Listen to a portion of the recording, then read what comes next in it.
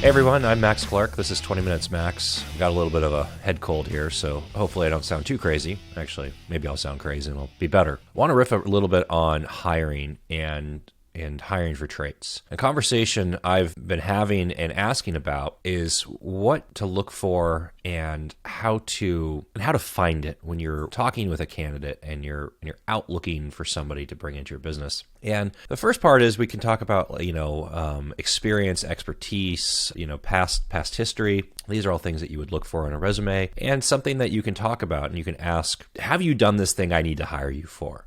Second to that, you get into character traits that are really important to you in your business and really important to you, anyone that you're going to hire that's going to have any sort of interaction inside your company and outside of your company. Now, top of those lists we talk about is, integrity, people skills, communication. Can they, very common for a while was this idea of, interviewing by written. Are they a good writer? Can they communicate? Can they express a thought? Can they, consume information? In today's world of async and more work from home, being able to write well and communicate is a massive, huge thing that you should be looking at and thinking about before you hire, whether it's email or Slack or Teams or project management, Asana, Monday, ClickUp, Google Docs, Word, I don't care what it is, right? People have to be able to write, express ideas, and communicate with each other. Now, something that I've been thinking about really, that's been a friend of mine for a while, and I've been trying to understand a little better, is this idea between attention to detail and sense of urgency.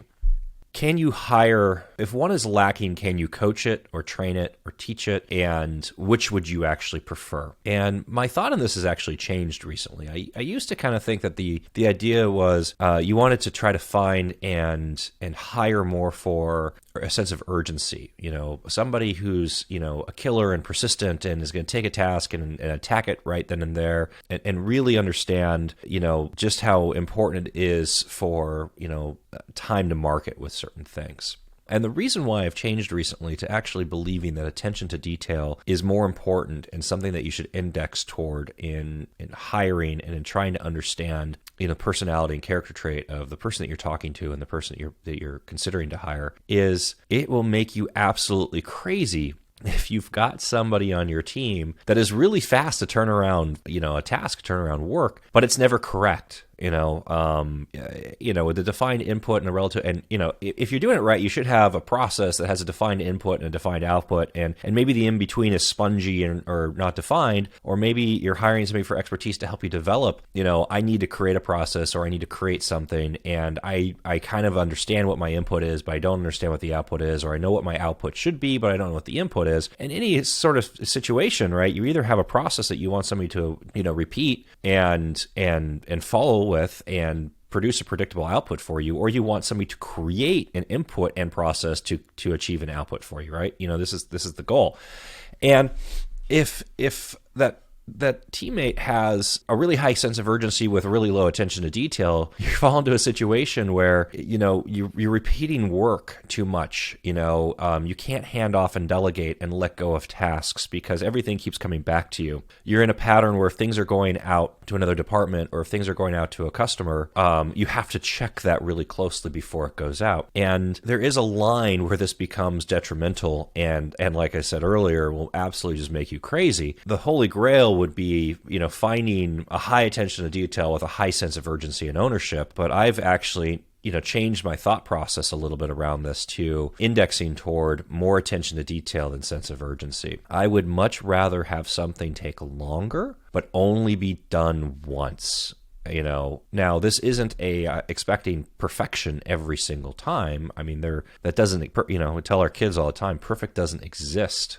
Carly Fiorina has a quote in her book from when she was with HP of perfect enough. The idea is not perfection. The idea is you want mistakes or errors to be the exception, not the norm, and you still want it fast. But within within that sense of urgency, for most processes within a business, client communication and response to clients should be very, very high. You know, if a client reaches out to you, the response should be as quickly as possible, but not necessarily with a completed, we're done. It could just be an acknowledgement. We've got it. We're going to start working on this right away, or we're going to work on this tomorrow, or we're going to, this will get back to you on Wednesday. It's Monday. It's going to be back to you on Wednesday. What communication with clients is absolutely paramount. And that should have a really high sense of urgency. Something comes in, fast response time out, clear, understanding of what actually needs to be there. But the actual delivery at that point to the client, it should be good. If you deliver something back to a client and it's not good, the client then is going to kick it back to you, and you get into, and that's actually even worse for you. It's probably better to say,